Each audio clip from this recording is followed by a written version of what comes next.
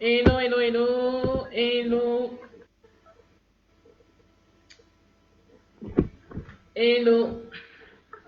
Je vous avais promis, ça fait plusieurs semaines que je vous ai promis de faire un webinaire.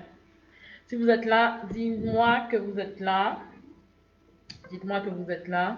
Faites-moi un coucou, dites-moi d'où vous êtes connecté. Dites-moi d'où vous êtes connecté. Alors, j'avais promis de faire un webinaire il y a quelques jours, voire quelques semaines de cela. Donc, pour ceux qui, j'avais promis, pardon, de faire un webinaire il y a quelques jours de cela par rapport à l'après-Covid. Donc, mettez-moi de quel pays vous êtes connectés. Donc, ceux qui étaient en direct, bonjour Lislaine. Ceux qui se reconnectent suite au message, connectez-vous rapidement parce que je vais partager certaines choses avec vous. Sylvie, Lydia, mettez d'où vous êtes connectés, mettez la ville ou le pays où vous êtes connectés. On va vraiment donc, chose promise, chose due. Donc, il est vrai que ça fait quelque temps que j'avais parlé de ce webinaire, mais je pense qu'il faut que je me perfectionne au niveau du webinaire. Tout ce qui est Zoom et YouTube, le réseau n'est pas très fluide. J'espère que nous aurons, pardon, rebonjour Christ d'Israël. J'espère que nous aurons une connexion de qualité afin de nous aider tout un chacun, afin que Dieu nous éclaire sur l'après Covid-19. Donc là, c'est pas un moment où il n'y a que moi qui vais parler. Et je vous encourage tous et toutes, si vous avez des questions, à poser les questions. Je vais vous partager ce que Dieu m'a montré, certes, mais par rapport à une certaine lecture, par rapport à certaines expertises que j'ai, de façon à ce que nous puissions être aidés, de façon à ce que nous puissions poser les bonnes actions. Alors, pourquoi le webinaire après Covid? C'est de façon à faire un bilan et deux, anticiper. Donc, veut dire avoir des préconisations, avoir de l'anticipation qui veut dire avoir la conduite à tenir par rapport à plusieurs domaines qui ont été affectés dans notre quotidien et qui vont continuer certainement à être affectés. En tout cas, beaucoup de changements. Donc, bonjour Aurélia. Donc, n'hésitez pas. Donc, il y aura un moment d'interaction. Donc, c'est pas un moment où il n'y a que moi qui intervienne. Euh, il y aura un moment où vraiment, si vous avez des questions, n'hésitez pas à poser les questions. C'est vraiment un moment où nous devons être éclairés parce que Dieu veut que nous puissions être éclairés autant spirituellement que professionnellement, que même dans notre famille. Alléluia. Donc,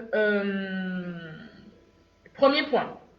Le premier point qu'on va faire ensemble aujourd'hui, il faut que nous puissions réaliser, la plupart d'entre nous, nous avons été surpris par le coronavirus. Alors, il faut que nous puissions réaliser aujourd'hui que Dieu a parlé à plusieurs personnes. Dieu a parlé à plusieurs serviteurs et servantes par rapport à ce coronavirus.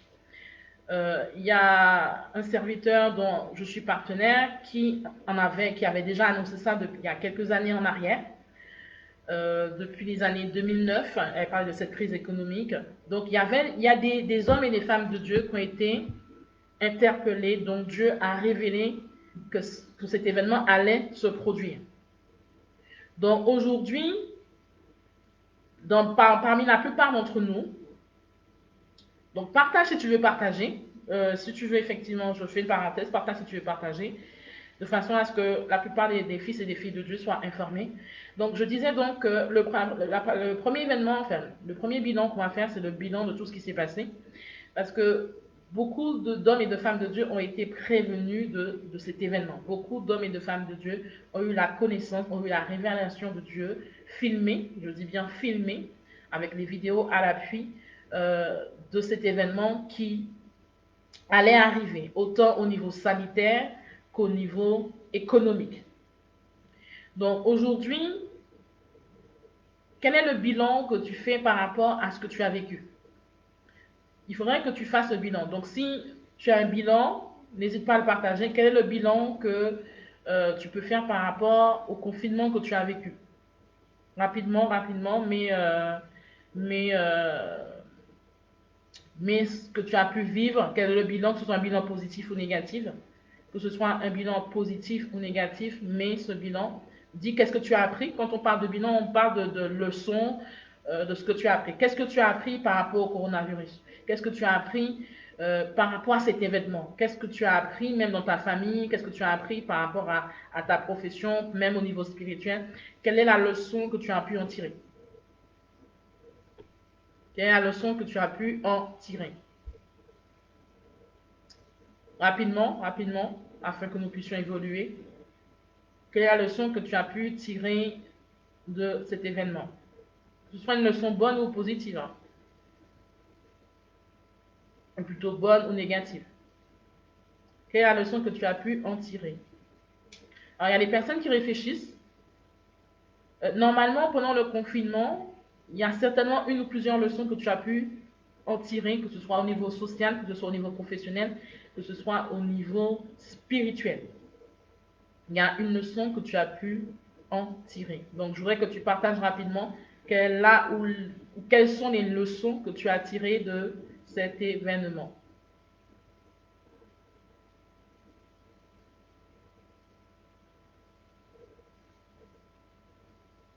Sylvie, Aurélia, Chris d'Israël, quelles sont les leçons que vous avez pu tirer de cet événement? N'oublions pas que je dis il y a quelques minutes de ça que, effectivement, que ce sera un moment d'interaction.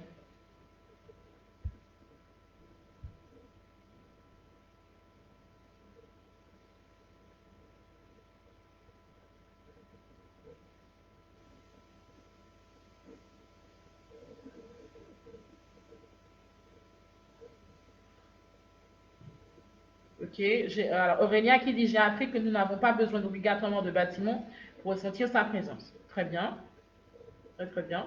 Merci pour ta sincérité. Merci pour votre sincérité.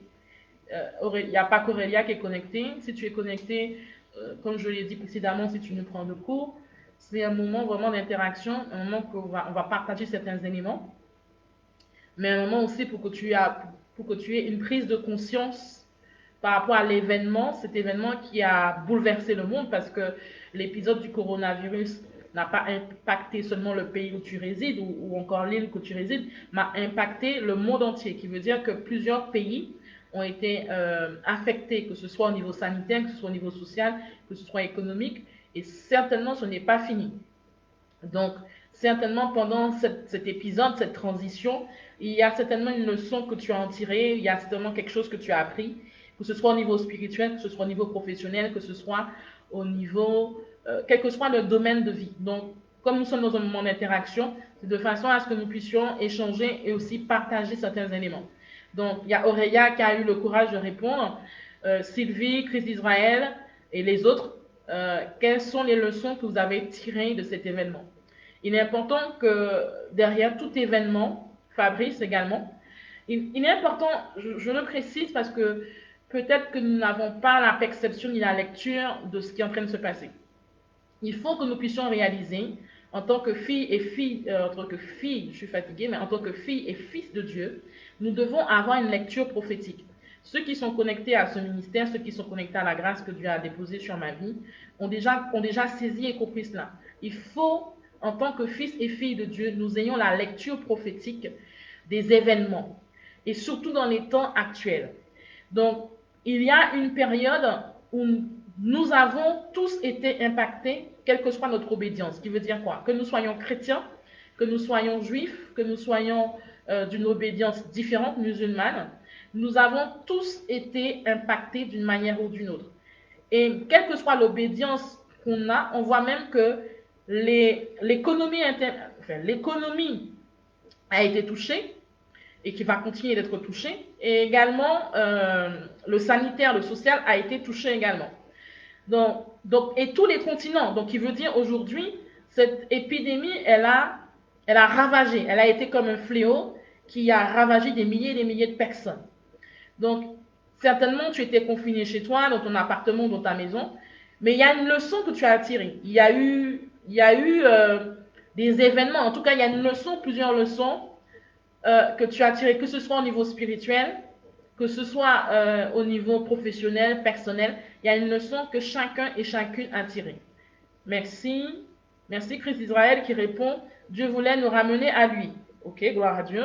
Et Sylvie qui répond, j'ai appris qu'il faut s'adapter à toute situation et faire aussi confiance à Dieu. Ok, gloire à Dieu. Mais il faut qu'on pousse un peu plus. Car je crois que chacun et chacune, nous avons eu plusieurs leçons. Alors, donc, je remercie vraiment tous ceux et celles qui ont répondu. Ceux et celles qui veulent encore répondre, n'hésitez pas à le faire. Soyez libres parce que nous sommes dans un temps d'interaction.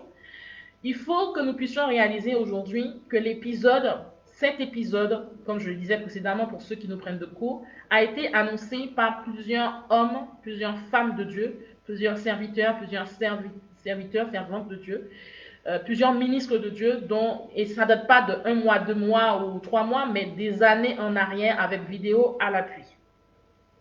Alors, ceux qui ont eu la grâce d'avoir ces informations avant ont anticipé ou en fait ont su s'adapter à la situation.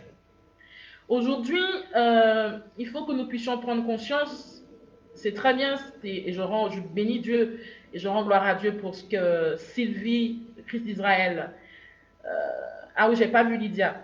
J'ai eu encore la confirmation que Dieu est au contrôle de toutes choses, qu'il a le pouvoir sur toutes choses. Il a mis le monde à l'arrêt, c'est vrai. Et Aurélia, je bénis le Seigneur pour votre dévouement et pour votre réponse. Mais malgré tout, il faut que nous réalisions, malgré notre posture, que nous sommes fils et filles de Dieu, nous devons avoir la lecture prophétique des événements. Nous devons avoir la lecture prophétique des temps et des saisons. Nous devons et nous avons la responsabilité de saisir ce qui se passe, quel que soit le moment. Donc, beaucoup ont été surpris. Beaucoup ont été surpris par cet événement parce qu'ils ne s'y attendaient pas. C'est vrai. Mais malgré cette surprise, il y a eu des personnes qui ont pu avoir la bonne attitude, le bon comportement. Et il y a des personnes qui ont subi la situation et qui n'ont pas encore compris ou qui ne comprennent pas encore. Donc aujourd'hui, si nous faisons un bilan, il est vrai que spirituellement, merci Lisden de ta réponse, ce n'est pas un hasard de problème, ce n'est pas un hasard, ce problème a touché le monde entier pour prendre conscience et ramener les personnes à lui.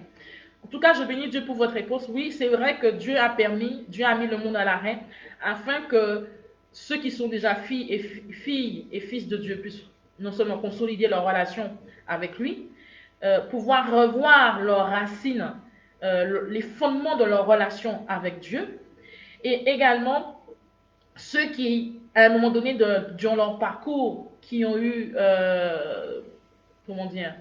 qui ont eu des difficultés et qui ont tourné le dos à Dieu, effectivement, ça a été un moment pour que ces personnes puissent revenir. Mais il n'y a pas eu que ça. Il n'y a pas eu que ça. Pendant ce temps de confinement,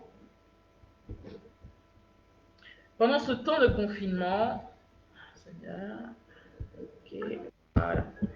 Pendant ce temps de confinement, nous avons vu le déploiement de plusieurs sources. Nous avons vu le déploiement de plusieurs traits de caractère de la nature humaine. Nous avons vu certains manifester de la générosité. Nous avons vu certains être solidaires. Il y a des personnes qui ont tissé des liens sociaux. Il y a des personnes qui ont su s'adapter et qui ont vu le bénéfice à travers cet événement. Mais il n'y a pas eu qu'un côté positif. Il y a eu aussi un côté négatif. Dans la vie de plusieurs, il y a eu la peur, la panique, l'angoisse, la dépression, le stress. Il y a certains qui sont passés par le deuil, parce qu'il y a un membre de leur famille qui a été touché. Il y a certains qui sont passés par des décès, donc qui n'ont plus le privilège de pouvoir voir le soleil. Il y a des personnes qui sont passées par des inquiétudes. Il y a des personnes aujourd'hui qui sont passées par des douleurs ou encore par des souffrances. Il y a d'autres qui sont passées par une séparation ou encore par un divorce ou un divorce qui est en cours. Il y a des personnes qui ont connu ou qui connaissent encore le licenciement économique. Il y a ceux qui se sont retrouvés au chômage. Et il y a ceux qui sont en train de mettre la clé sur la porte, ça veut dire que leur entreprise soit ont fait faillite, soit sont en train de faire faillite. Il y a ceux qui ont connu des drames familiaux. Il y a ceux qui ont perdu en pouvoir d'achat. Il y a ceux qui sont dans la confusion. Il y a ceux qui ont été frappés par l'ennemi par une forte immoralité sexuelle, par toute forme de... Parce que certains étaient confinés, c'est là qu'ils se sont donnés à des addictions comme l'alcool, comme les jeux vidéo, comme la pornographie. Donc, il y a plusieurs événements qui ont été en mouvement pendant cette période de confinement. Oui, la plupart sont revenus à Dieu, c'est vrai. Oui, certains ont revu leur positionnement dans le Seigneur, oui, c'est vrai. Certains ont revu leur relation avec Dieu parce qu'ils se sont rendus compte que leur relation avec Dieu n'était pas si solide. Et Dieu merci, nous avons les réseaux sociaux, beaucoup ont eu le privilège de pouvoir choisir leur enseignement, leur prédication à écouter. Donc, il y a eu tout un bouleversement. Il y a eu tout un bouleversement qui a été mis en place. La bourse s'est effondrée. Les personnes se sont retrouvées au télétravail. Il y a des filières qui ont été affectées d'une manière ou d'une autre. Les églises se sont retrouvées en virtuel. Donc, il y a eu plein d'éléments. Et il faut que nous puissions, et tout un chacun, comprendre que tout cela, ce n'est pas en vain. Il n'y a rien qui ne se fait en vain. Il n'y a rien qui ne soit permis qui ne se fait en vain. Si tous ces événements sont arrivés, il y a bien une raison, certes. Beaucoup, vous avez signalé, c'est le fait que nous puissions revenir à Dieu, c'est vrai. Mais il faut aller encore plus profond que cela. Il faut vraiment que nous puissions plus aller en profondeur. Nous sommes revenus à Dieu certainement pour la plupart, d'autres ont consolidé leur relation pour la plupart. Gloire soit rendue à Dieu et je bénis le Seigneur pour ceux qui se reconnaissent et qui continuent de consolider et d'affermir leur pas dans la marche avec Dieu. Il faut que nous puissions réaliser, il faut que tu réalises que derrière toute crise, il y a des opportunités. Derrière toute crise, il y a des opportunités. Derrière cette crise sanitaire qui a impacté des milliers de personnes dans le monde entier, certainement tu as consolidé ta relation avec Dieu, tu t'es affermi, mais je voudrais t'encourager aujourd'hui à ne pas perdre la foi, à ne pas perdre la foi et à ne pas être déstabilisé. Derrière cette crise sociale, oui, il y a une crise économique qui est là, il y a une crise financière. Derrière cette crise sanitaire, plutôt, il y a une crise sociale qui est en train de se déclencher, il y a une crise économique et il y a une crise financière. Donc, il veut dire que cette crise, elle a engendré un impact, que ce soit au niveau social, que ce soit au niveau professionnel, que ce soit au niveau financier. En d'autres termes, qu'est-ce que ça veut dire? Cela veut dire qu'aujourd'hui, il y a des personnes qui ont perdu leur emploi par rapport au fait que les entreprises ne peuvent plus les payer. Il y a des personnes, par exemple, on voit que Airbnb, la dernière fois, dans les temps de prière, on a évoqué Airbnb, Uber, il y a Hertz, il y a des compagnies aériennes, il y a plusieurs grandes entreprises qui ont déjà fermé ou qui ont déjà licencié ou encore qui vont continuer à licencier. Donc, cela peut créer la peur dans la vie de plusieurs. Donc, la question que certains m'ont posée et d'où effectivement la proposition de faire ce webinaire, c'est afin que chacun et chacune puisse se repositionner et avoir une clairvoyance par rapport à ce qui est en train d'être fait et ce qui va arriver par la suite. C'est pour cela. Parce que plusieurs parmi vous, vous m'avez envoyé des messages demandant, mais oui, prophétesse, on ne comprend pas ce qui se passe, oui, que doit-on faire, quelle est la conduite à tenir. Enfin, il y a plusieurs questionnements et du fait qu'on ne peut pas forcément répondre à tout le monde, parce que ce sont souvent les mêmes questions qui reviennent, d'où l'intérêt, effectivement, de ce temps. Malheureusement, je n'ai pas pu le faire via Zoom ou YouTube, puisque le réseau n'est pas fluide. Donc, je le fais rapidement sur Facebook, mais la vidéo ne sera pas disponible elle sera disponible pendant 24 à 48 heures après. Je la mettrai sur YouTube. Donc, il y a certains qui se demandent, est-ce qu'il faut avoir peur de la crise en tant que chrétien? Est-ce qu'il faut avoir peur de la crise?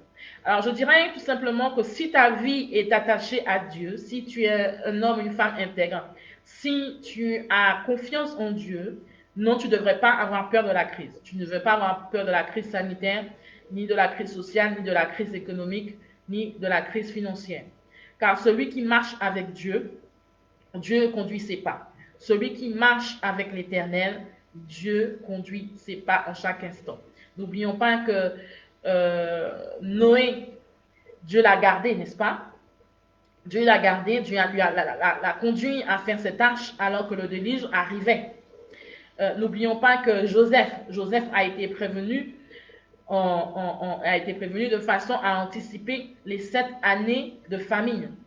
Donc, Dieu a le moyen et la possibilité de prévenir ses enfants, ses fils et ses filles, ceux qui ont son sceau sur sa vie. Dieu a la possibilité de te donner des signes afin que tu puisses anticiper. Donc aujourd'hui, il faut que nous puissions réaliser que nous devons avoir la lecture prophétique de ce qui se passe. Tu dois avoir la lecture prophétique de ce qui est en train de se dérouler. Donc pour répondre à la question, est-ce qu'on doit avoir peur de la crise? Non. Si ta vie est attachée à Dieu, enlève la crainte de ton cœur, enlève la peur de ton cœur, enlève toute forme d'inquiétude dans ton cœur. Même si l'environnement démontre le contraire, enlève cela dans ton cœur. Pourquoi? Parce que j'ai pris le temps d'étudier tous ceux qui ont connu des temps de crise sociale ou des temps de crise économique dans la Bible.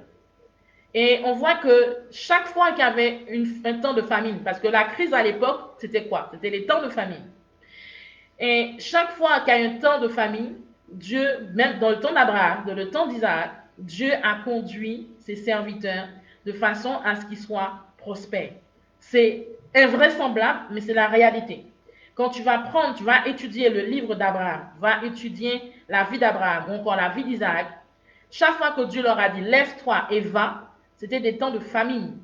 Et au contraire, leur alliance avec Dieu a infligé qu'ils n'ont pas connu le temps de famine. Ils n'ont pas connu ce qu'on appelle la disette. Ils n'ont pas connu les ravages. Au contraire, leur relation avec Dieu, leur intégrité avec Dieu a permis qu'ils soient écartés des temps de famine.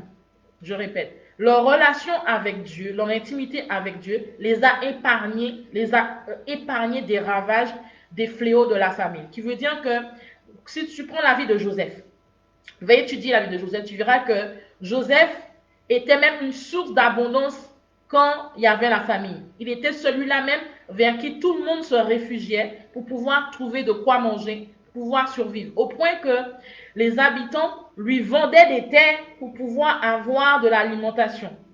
Donc c'est fort. Donc il faut que tu réalises et que tu prennes conscience que si ta vie est fondée sur Dieu, si tu marches avec Dieu, si tu te laisses conduire par le Saint-Esprit et que si tu obéis à ce que Dieu te demande, tu n'as pas à avoir peur de la crise, ni d'être dans l'inquiétude, ni d'être dans l'angoisse ou dans l'anxiété. Amen. Donc si tu es là, dis-moi Amen, Amen. Donc c'est le premier des points auxquels je réponds. Donc nous n'avons pas à avoir peur de ça. Deuxièmement, il faut que nous puissions réaliser que cette crise, il y a plusieurs groupes de personnes, plusieurs profils de personnes. Il y a un premier groupe qui subit la situation, qui veut dire qu'ils ont entendu parler de cette épidémie, mais pour eux, la vie continue comme elle était auparavant. Et malheureusement, la vie ne continue pas comme elle était auparavant. La vie que nous avions en février, ou encore en début mars, ne sera plus la même par rapport à aujourd'hui. Ce ne sera plus la même. Pourquoi? Parce qu'il y a des gestes barrières qui nous sont imposés. Il y a une autre manière de vie qui nous est imposée. Avant le 16 ou 17 mars, certainement, nous étions en toute quiétude, nous étions très sereins. Mais depuis le retour, depuis que nous sommes sortis, ou plutôt que nous sommes en déconfinement, je l'appelle allégé, nous n'avons plus le même style de vie. Pourquoi? Parce que par rapport à tout ce qui s'est passé, le gouvernement impose aujourd'hui des règles ou des gestes ou des moyens ou nous impose en tout cas un conditionnement de vie. Donc, il y a un premier groupe qui a plutôt une attitude indifférente, qui pense que ce sera pareil, mais ce ne sera pas pareil. Ne soyons pas dans le déni, ce ne sera pas pareil. Ce ne sera pas pareil que ce soit au niveau professionnel, ce ne sera pas pareil que ce soit au niveau social, et ce ne sera pas pareil au niveau financier, et ce ne sera pas pareil dans notre quotidien. Aujourd'hui, on voit que la peur s'est déclenchée dans la vie de plusieurs. Il y a le stress, l'angoisse s'est déclenché dans la vie de plusieurs, alors qu'ils n'ont pas forcément été atteints, par le coronavirus. Il y a un deuxième groupe. Le deuxième groupe, c'est ceux qui ont su s'adapter pendant la période de confinement. Alors, pendant la période de confinement, certains se sont plaints parce qu'ils ont perdu en pouvoir d'achat, parce qu'ils se sont retrouvés à la maison, parce qu'ils n'avaient plus la même liberté de se mouvoir ou de se mobiliser. Certains se sont sentis emprisonnés. D'autres avaient une plus large, on va dire, avaient une plus grande mobilité parce qu'ils avaient un jardin. Donc, ils n'étaient pas aussi affectés que ceux qui n'ont pas forcément d'extérieur. Mais dans le deuxième groupe, c'est le groupe des personnes qui ont su s'adapter, qui ont eu une forte capacité d'adaptation. Alors, pour ceux qui sont là depuis le départ, dans les temps de prière, vous avez vu qu'on avait pris le temps de prier pour avoir une forte capacité d'adaptation. Pourquoi? Il est important, qui que tu sois, quelle que soit la profession que tu as, quelle que soit la fonction que tu as dans ton assemblée locale ou dans le ministère, que tu aies une forte capacité d'adaptation. Certaines traditions, certaines éducations font que nous n'avons pas, ou certaines situations de la vie font que nous n'avons pas forcément une forte capacité d'adaptation. Mais je t'encourage aujourd'hui à l'avoir et à l'exprimer. Parce qu'en toi, Dieu a mis plusieurs talents, plusieurs potentiels. Et Dieu t'a donné la force de pouvoir te modeler et t'adapter à toute situation. Nous avons vu qu'il y a des personnes pendant ce temps qui ont travaillé. Il y a des personnes qui ont fait du télétravail. Il y a des personnes qui ont innové. Pendant cette période, si nous faisons un bilan, plusieurs personnes ont eu une imagination débordante. Ils ont eu une imagination plus que débordante dans la création, dans l'innovation. Il y a d'autres personnes qui ont profité de ce temps pour pouvoir ranger, faire du tri, mettre à jour des documents ou encore chercher un emploi, chercher d'autres sources de revenus. Il faut que nous puissions réaliser que nous devons être dotés d'une forte capacité d'adaptation, quels que soient les temps et les saisons, parce que ça va très vite. Et Dieu a mis en nous un esprit de créativité. Nous connaissons tous le livre de la Genèse. Et quand nous étudions ce livre, on voit que l'une des facettes de Dieu s'exprime à travers la création. Et rappelons-nous que cette création, cet esprit de création, nous sommes dotés de cela. Parce que Dieu précise, en tout cas la parole de Dieu précise, que nous sommes créés à l'image de Dieu. Donc, si tu n'avais pas de capacité d'adaptation ou de forte capacité d'adaptation, je t'invite à prier pour cela dans tes moments individuels. Afin que là où tu te sentais paralysé, que tu puisses te mouvoir et déployer ce que tu as en toi. Nous sommes dans un temps où Dieu veut que nous puissions déployer ce que nous avons en nous. Nous sommes dans un temps où Dieu veut que nous puissions ne pas compter sur un système gouvernemental, mais compter sur lui. Compter sur lui. Mais quand il dit compter sur lui, ça veut dire qu'il a mis en toi des talents, des dons. Il a mis en toi des outils afin que tu puisses déployer. Pourquoi? Parce que tu es la réponse à un besoin. Je répète, tu es la réponse à un besoin. Quelle que soit ta fonction dans une église locale, quel que soit le domaine où Dieu permet que tu travailles, où tu évolues au niveau professionnel. Non, il faut que tu réalises que si tu n'avais pas cela, ou si tu avais tendance à être limité dans ton état d'esprit, ou limité dans tes capacités ou à être encore paralysé, Dieu veut que tu puisses non seulement prendre conscience, réaliser qu'il faut que tu aies une forte capacité d'adaptation, parce qu'il te l'a donné, de façon à ce que tu puisses déployer ce qu'il a mis en toi. N'oublions pas que quand on nous parle de la parabole des talents, c'est un message qui est fort et qui est très instructif, qui veut dire qu'il y a une personne qui a enterré une pièce et les autres ont rentabilisé ou encore ont fait fructifier ce qu'ils avaient en eux. Il faut que tu réalises qu'aujourd'hui, par rapport à tout ce qui s'est passé, que il y a des dons, des talents, il y a des compétences en toi que Dieu veut que tu utilises, afin de pouvoir non seulement grandir, mais pouvoir être une réponse dans la vie de plusieurs. Ok. Est-ce qu'il y a des questions juste là? Est-ce qu'il y a des questions? Est-ce qu'il y a des questions? Afin que je sache si je peux avancer. Est-ce qu'il y a des questions?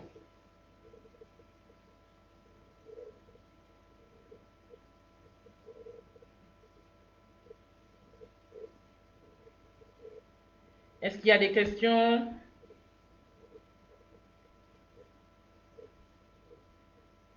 Ok. Pour l'instant, je ne vois pas de questions, je continue. Donc,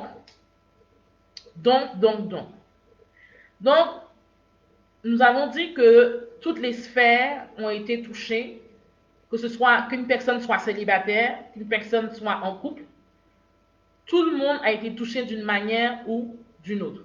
N'est-ce pas? Tout le monde a été touché d'une manière ou d'une autre. Alors,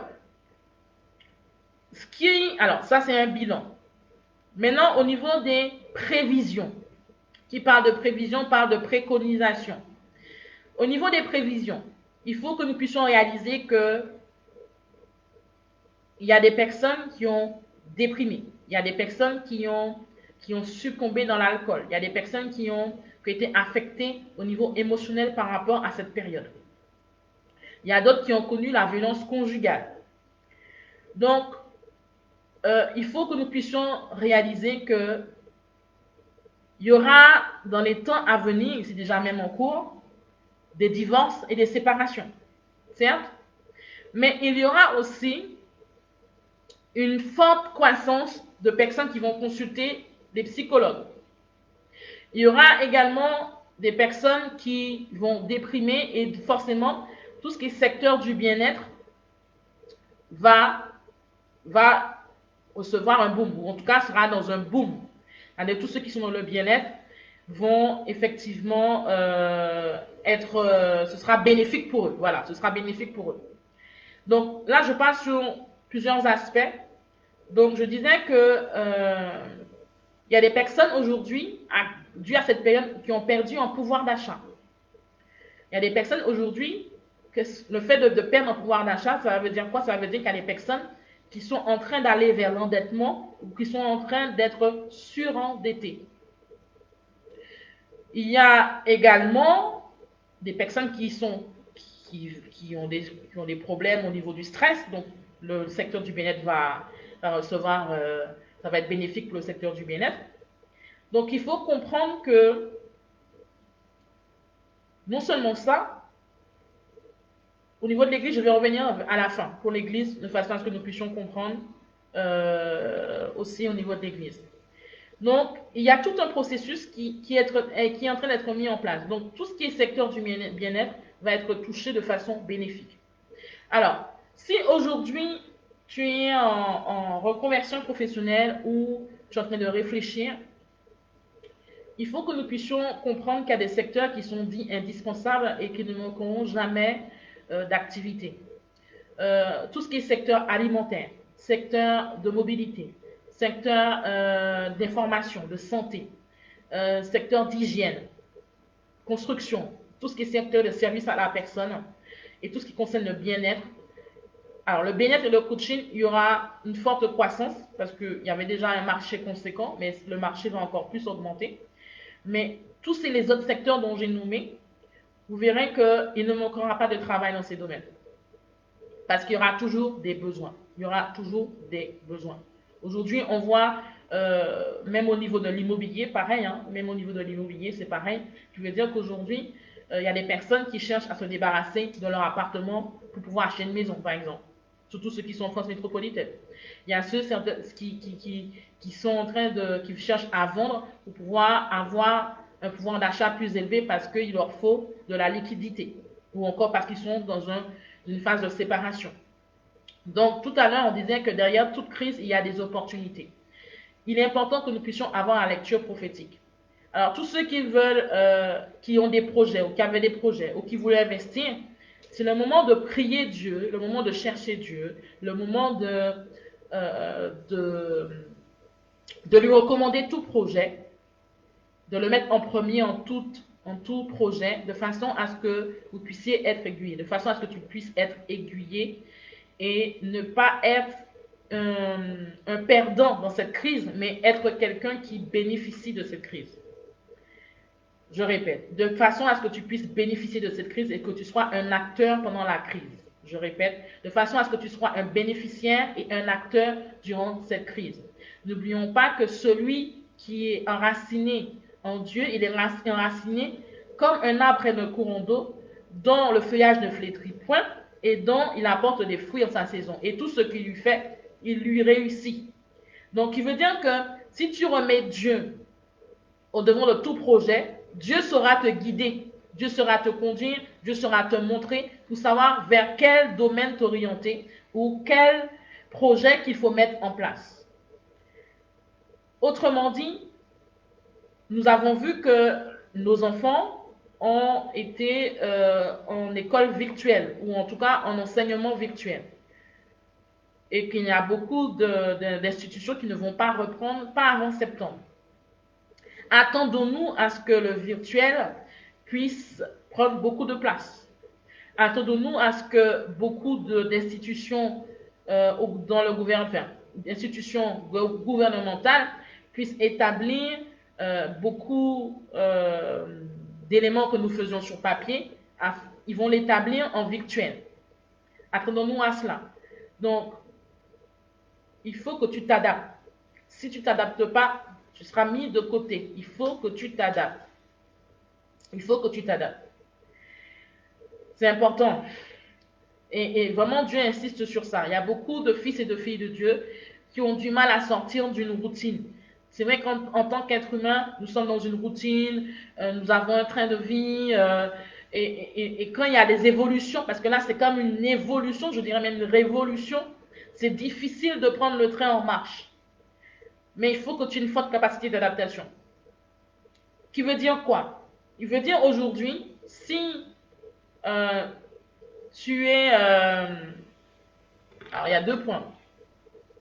Aujourd'hui, si tu es entrepreneur, il faut penser à mettre ton entreprise dans le virtuel. Ou en tout cas à digitaliser ton entreprise. Si effectivement tu es salarié et que tu veux développer des sources de revenus ou encore tu as perdu en pouvoir d'achat, il faut penser à créer des rivières financières. N'oublions pas que, je vous donne simplement un exemple. Je te donne un exemple. Il y a des cuisiniers aux États-Unis, des cuisiniers de 3 chefs étoilés de 3 ou 4 étoiles, qui n'arrivaient même pas à rentrer 1 euro ou 1 dollar. C'est des personnes qui faisaient plus de 1 million de dollars par mois. Et ils ont su s'adapter, ils ont réfléchi comment faire, ils ont fait des vidéos sur YouTube, ils ont fait des plats emportés. En tout cas, ils ont réfléchi pour pouvoir le faire. En France, ça s'est fait aussi. Donc, il faut que nous puissions réaliser, il faut que tu réalises, nous sommes dans un temps où tu ne dois pas subir le système. Il faut que tu te réveilles et que tu comprennes que tu ne dois pas subir le système. Tu ne dois pas subir le système. Il y a des talents, il y a des dons que Dieu a mis en toi. Il faut que tu les déploies, il faut que tu les exploites. C'est un temps où nous sommes, où tu dois créer des revenus financiers. Il ne faut pas que le seul salaire de fonctionnaire ou encore salaire de titulaire ou salaire ou encore une seule activité entrepreneuriale soit ta seule source de revenus. Il faut que tu réalises cela. Et Dieu nous interpelle là-dessus. Dieu nous interpelle vraiment là-dessus. Nous venons, pour la plupart d'entre nous, d'une éducation ou encore d'un système sociétal où nous avons reçu des instructions disant qu'il fallait faire de longues études, faire 5, 6 ans, 8 ans d'études pour pouvoir avoir un bel avenir, pour pouvoir avoir un bel avenir, pouvoir avoir un bon salaire. Et quand nous sommes arrivés dans la vie active, nous nous rendons compte que nous avons travaillé des années, nous nous sommes sacrifiés, nous avons sacrifié nos familles, et pour avoir peut-être 1500 euros, 2000 euros, au plus 4000 ou 5000 euros, mais quelle que soit la somme, c'est-à-dire que tu te retrouves dans une forme, euh, tu n'as pas de liberté. Voilà. Aujourd'hui, pour la plupart, nous dépendons d'un employeur ou nous dépendons d'une seule source de revenus. Si nous étions connectés ou si tu étais connecté à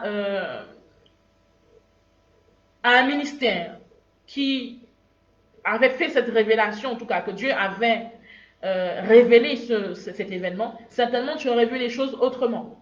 Si certainement dans ton cœur, on t'avait dit que ce serait arrivé, certainement tu aurais anticipé. Et l'Esprit de Dieu veut que nous puissions réaliser aujourd'hui que nous sommes dans un temps où nous ne devons pas, ou au contraire, nous devons arrêter de compter sur un système gouvernemental. Nous devons arrêter de compter sur un système gouvernemental. Nous devons compter sur Dieu. Mais compter sur Dieu comment? Il y a des talents en toi. La dernière fois, l'Esprit de Dieu nous a conduit plutôt à prier pour les talents et pour les dons. Et il y a des talents en toi. Dieu ne t'a pas créé juste pour te créer.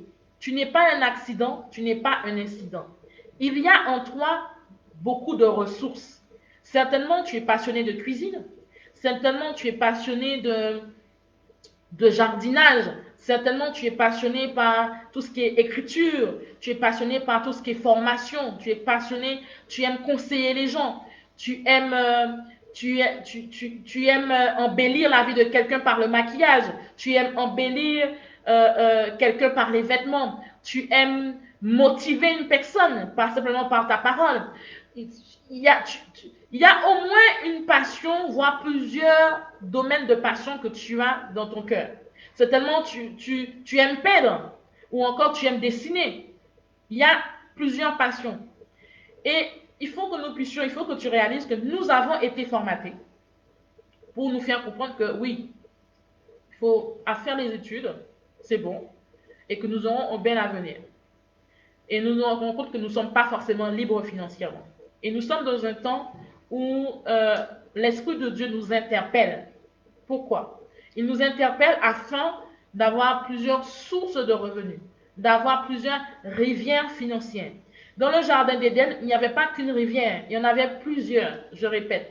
Dans le jardin d'Éden euh, qui apportait l'eau dans ce jardin, ces rivières, et il y en avait plusieurs. Il n'y en avait pas qu'une seule, il y en avait plusieurs. Il faut que tu réalises que tu dois créer des rivières financières, tu dois créer plusieurs sources de revenus. Il y a des outils certainement que tu n'utilises pas, que peut-être que tu peux louer.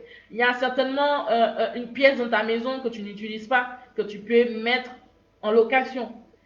Il y a des éléments que tu as déjà entre les mains afin que tu ne puisses pas dépendre d'un système ou que tu ne puisses pas te retrouver en difficulté financièrement. Parce que beaucoup ont perdu en pouvoir d'achat, beaucoup se sont retrouvés en difficulté et ça risque de continuer. Mais n'oublions pas que Dieu nous donne des signes. Dieu, je répète, Dieu nous donne des signes et nous parle d'une manière ou d'une autre. Dieu nous donne des signes et nous parle d'une manière ou d'une autre. Et le Seigneur voudrait que vraiment que nous ne puissions pas passer à côté. Le Seigneur voudrait vraiment que nous ne puissions pas passer à côté. Ne passe pas à côté de la période de transition dans laquelle nous sommes. Ne passe pas à côté, je t'en prie, ne passe pas à côté. Il y a des talents, il y a des dons que tu as en toi. Certainement, tu aimes repasser, mis à part la fonction principale que tu occupes tous les jours.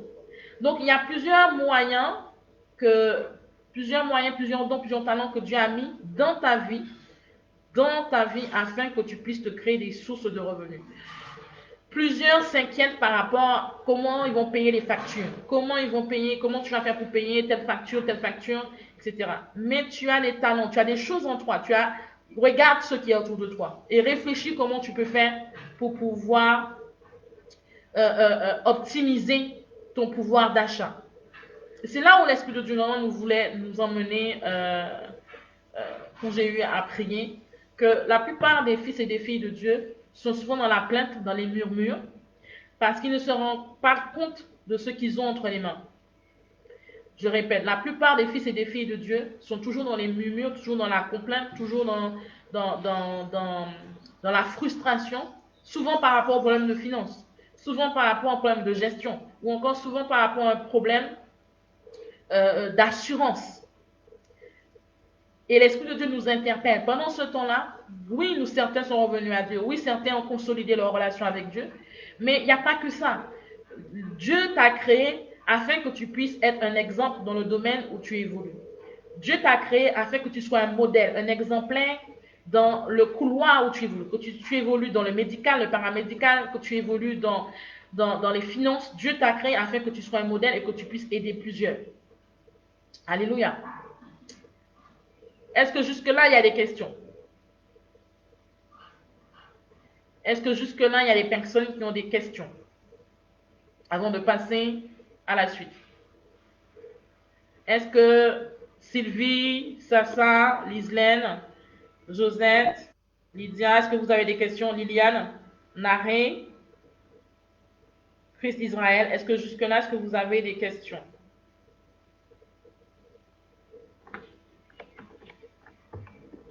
Est-ce qu'il y a des questions? N'hésitez pas à les poser parce que après je reçois des mails, des quantités de mails. Et là, le direct, il est fait de façon à ce que chacun puisse poser la question ou les questions qui lui viennent. Est-ce qu'il y a des questions?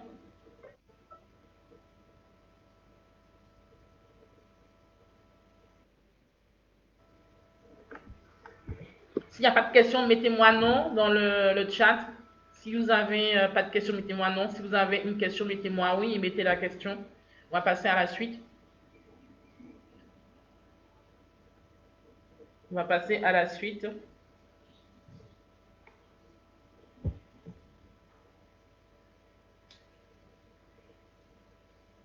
On va passer à la suite. OK. Donc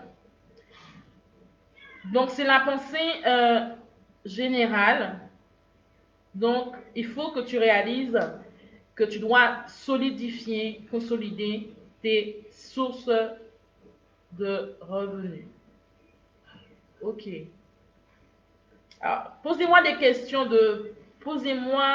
de réelles questions. Parce que je vois des commentaires, je vois un oui, je vois sans les diplômes dans le domaine pas toujours facile. OK.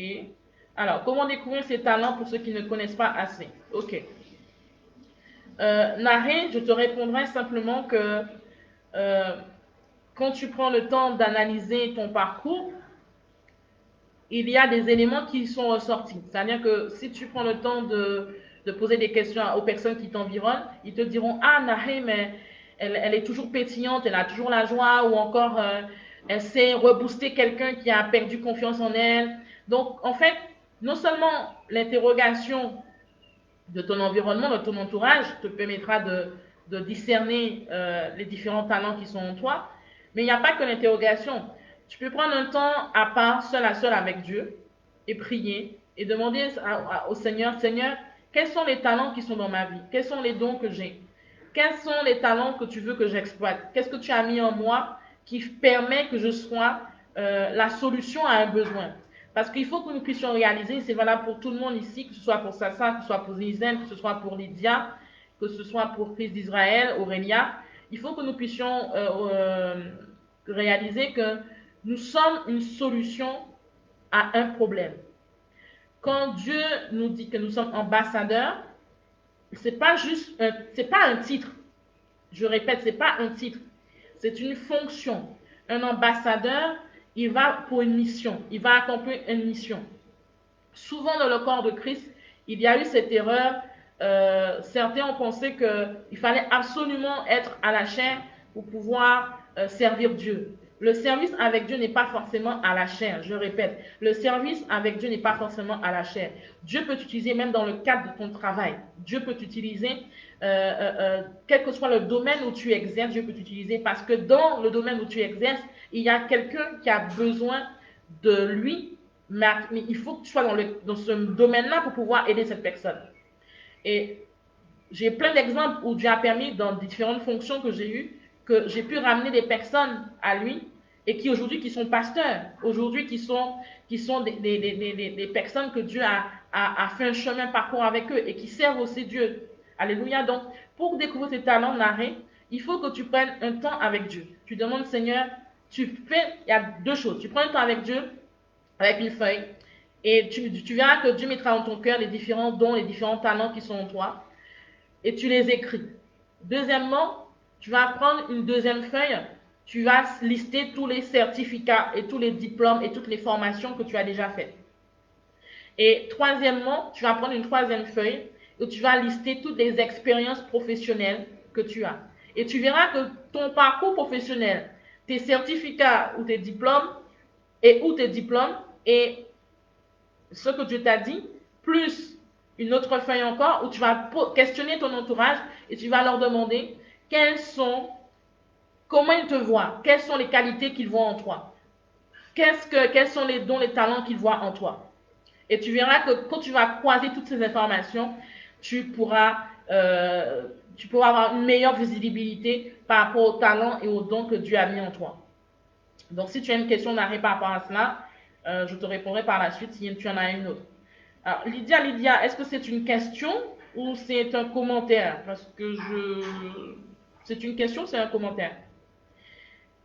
Alors, est-ce que je peux avancer ou est-ce qu'il y a d'autres questions? Est-ce qu'on peut avancer ou est-ce qu'il y a d'autres questions?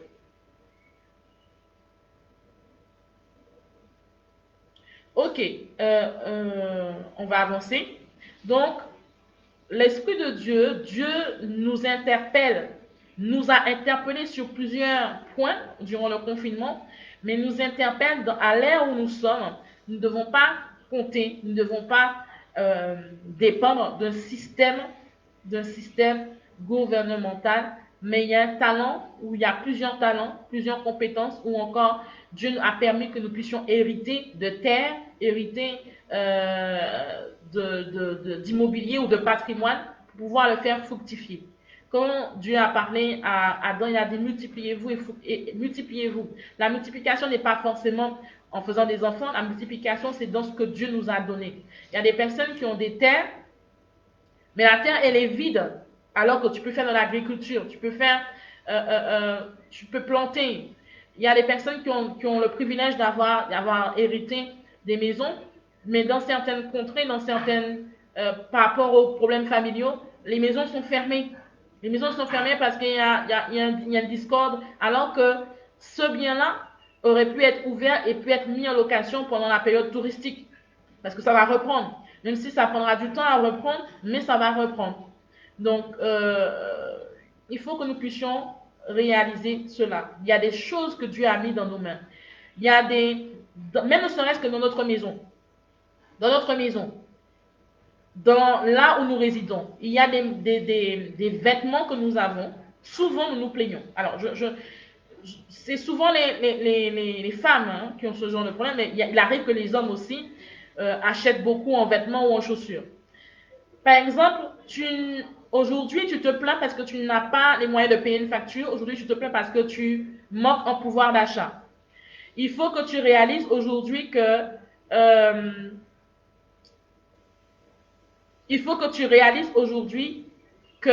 ton pouvoir d'achat peut être augmenté avec ce que déjà tu as à la maison. Alors, comment ton pouvoir d'achat peut être augmenté aujourd'hui? Nous avons tous et toutes des vieux livres que nous n'utilisons plus depuis 1 an, 2 ans, 3 ans, 5 ans. Nous avons tous des vêtements parce que nous ne mettons plus sur nous, parce que nous avons pris du poids, ou parce que nous avons maigri, ou parce que la tendance mode a changé. Par exemple, avant on mettait des talons compensés, après la mode change, on met des talons aiguilles. Ou encore, avant on mettait tel type de vêtements, après c'est encore une autre tendance. Donc, il y a des vêtements qu'on ne porte plus depuis des années. Peut-être par rapport à notre corpulence ou encore par rapport au fait que la tendance a changé et c'est plus d'actualité, c'est démodé, on va dire. Ne serait-ce que le fait de mettre ces éléments sur une plateforme ou de les vendre, même si tu le vends 1 euro, 1 euro c'est toujours, écoute, 1 euro c'est au moins une baguette. Ou je dirais même, euh, euh, oui, même, oui, même 2 baguettes. Parce que dans les supermarchés, une baguette vaut 45 centimes. Donc, même si tu vends un vêtement 1 euro, c'est toujours 1 euro qui pourra acheter 2 baguettes pour toi dans un supermarché. Donc, il faut que nous puissions réaliser que nous avons plein d'éléments que nous ne voyons pas. Et Dieu veut que nous puissions les voir aujourd'hui.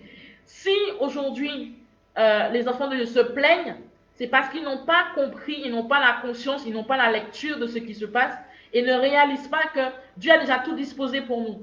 Dieu a déjà tout fait pour nous. C'est à nous aussi de réfléchir comment, d'interroger Dieu. Quand vous parlez, vous priez à Dieu, demandez à Dieu. Dieu est le Dieu qui parle et qui se révèle. Il y a plein de choses que nous pouvons mettre en place. Certainement, tu as un parking parce que tu n'as pas de voiture, mais tu peux louer le parking. Mais si tu loues le parking 50 euros ou 20 euros par mois, c'est toujours autant pour payer une facture d'électricité ou pour encore faire un panier de courses. Donc, il y a des éléments que nous avons. Peut-être que tu as un terrain qui est là et le terrain, c'est un terrain familial. Si Dieu permet qu'il y ait un accord pour que vous puissiez mettre en place des gîtes, enfin, il y a beaucoup d'idées. Alléluia. Il y a beaucoup d'idées. Je vois écrit question. Alors, Lydia, pose ta question. Pose ta question. Et on va avancer. Pose ta question, Lydia.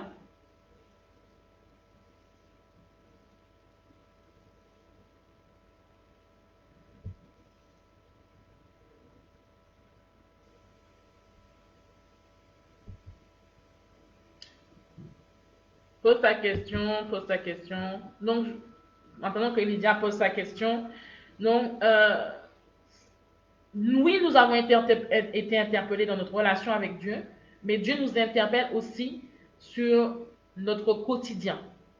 Il est anormal que nous puissions nous plaindre. Je vous ai dit, allez étudier la vie d'Abraham, allez étudier la vie d'Isaac, allez étudier la vie des serviteurs qui ont marché avec Dieu. Vous verrez qu'ils n'ont pas été atteints par la famine. Ils n'ont pas été atteints par la famine, mais au contraire, c'est là où ils ont plus prospéré parce qu'ils marchaient avec Dieu. Amen. Est-ce que tout le monde m'entend? Parce que je vois que les ennemis, que la connexion ne passe pas. Est-ce que tout le monde m'entend?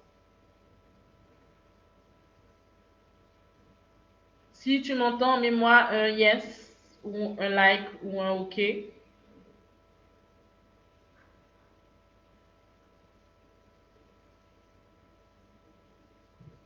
Lydia, reformule ta question. Parce que si c'est la question, si c'est le commentaire d'en haut qui est une question, peux-tu reformuler la question, s'il te plaît?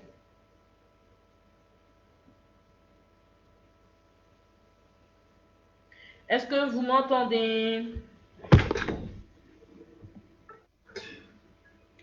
Est-ce que vous m'entendez? Est-ce que vous m'entendez?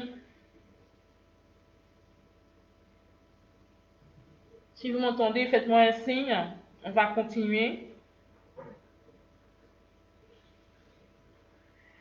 Alors, Lydia, comment trouver des partenaires, des opportunités si on n'a pas les diplômes dans le domaine?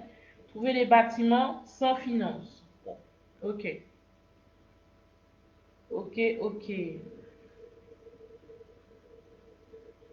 Alors, Lydia, il faut que tu comprennes que trouver les partenaires, c'est Dieu qui amène les connexions. Nous avons vu aujourd'hui les mauvaises associations. Nous avons vu aujourd'hui les bonnes associations. Donc, qui parle de partenaires parle d'association, de collaboration. Euh, et il faudrait que nous puissions réaliser en tant que fils et filles de Dieu, nous ne sommes pas n'importe qui. Tu n'es pas n'importe qui. Tu es ceux qui sont hommes, vous êtes des fils, tu es un fils ou encore tu es une fille de Dieu. Qui veut dire que tu dois recommander tout projet entre les mains du Seigneur. Déjà, un. dois recommander tout projet entre les mains du Seigneur. Et Dieu conduira tes pas afin de trouver des partenaires.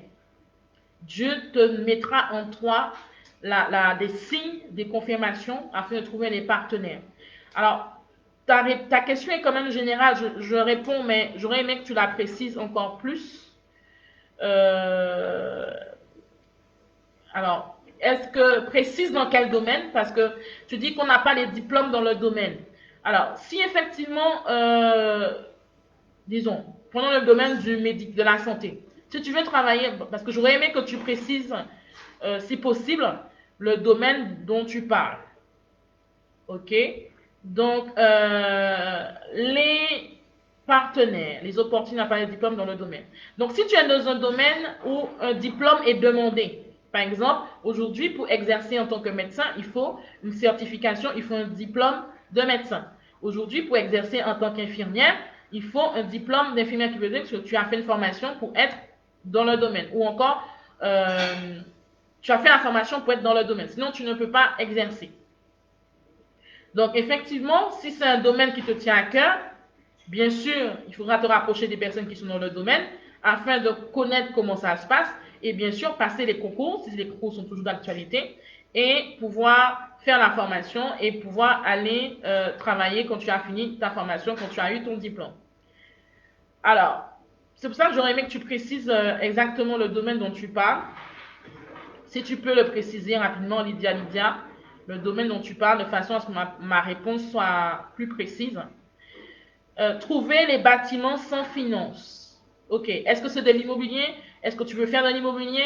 Qu'est-ce que tu veux faire concrètement, Lydia? Est-ce que tu veux être dans l'immobilier pour vendre ou acheter? Ou qu'est-ce que tu veux faire concrètement? Comme ça, je pourrais répondre. Ou est-ce que tu veux louer? Sois plus précise. Comment trouver des partenaires, des opportunités si on n'a pas les diplômes dans le domaine?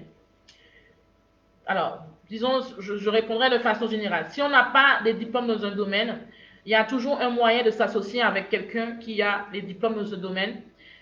Bien sûr, une association dirigée par Dieu, de façon à ce que quelqu'un qui a l'expertise puisse collaborer avec toi. Et de façon à ce que tu puisses évoluer dans ton projet. Mais j'aurais aimé que tu sois beaucoup plus précise. Lydia. Est-ce que c'est de l'immobilier? Sois plus clair sur ta question de façon à ce que je puisse y répondre. Est-ce que quelqu'un d'autre a une autre question? Naré, as-tu une question? Lislaine, as-tu une question? Lydia, j'attends la suite, j'attends la précision de ta question. Chris Israël, je ne sais pas s'il est encore là. Sassa, est-ce que tu as une question? Posez vos questions après. Je suis là, donc posez vos questions. On va passer à l'autre partie qui concerne l'Église, la suite de l'Église après le coronavirus.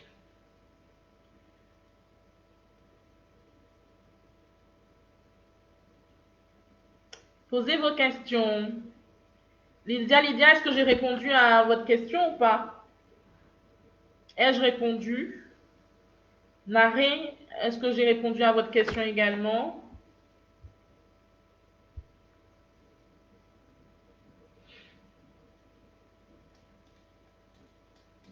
Ok. Pour l'instant, je ne vois pas de questions, donc Alors, Lydia. Alors, le bien-être, accueil de jour, ok. Je suis AMP, mais jamais exercé. Ok. Ok. Donc, le projet, c'est de créer une structure d'accueil. Ok. Donc, tu n'es pas tombé sur la mauvaise personne. Alors, il y a deux options qui s'offrent à toi, Lydia. La première option, alors je réponds à l'accueil de jour parce que vous avez mis le bien-être.